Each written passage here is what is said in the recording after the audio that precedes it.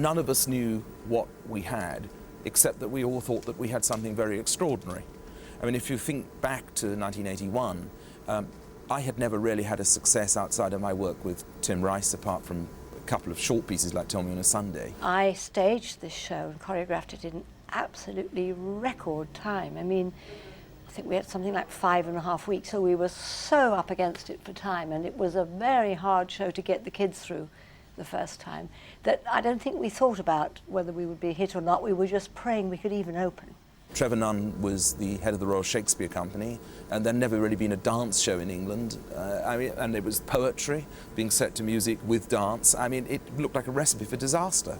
The stage is not going to be full of people dressed as cats like in a pantomime, is it? Oh, no, It's absolutely not. So it's not going to be a children's musical about pussycats? No, not at all. That's the exciting thing about the show. It won't be a jazz show, it won't be a balletic show, it won't be a modern dance show. It will be all these things, we hope, and also something that we've never done before. It's an adventure. All cats are jellicles, you see.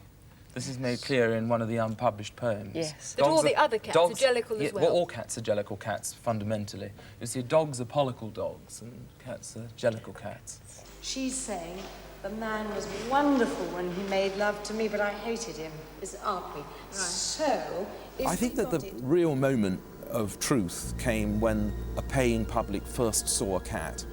Because either that was going to be one of the biggest moments of legendary bathos ever seen in the history of theatre, or it was going to be, it would work.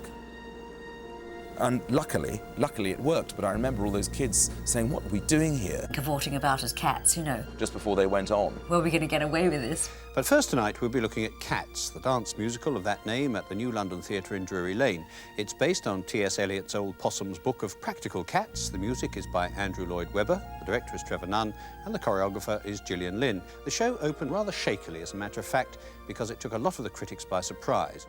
Eventually, I think one realised on the opening night, when it all came together, the response was such that you thought, yes, I think we are involved in something rather ingenious and rather special. Trevor Nunn was terrifically helpful on everything to do with the choice of text and everything that we used, because obviously with his knowledge of straight theatre, as it were, he was able to bring something to the party that I think probably other directors would not have done. And then, of course, Gillian really is the most experienced choreographer British theatre has ever produced.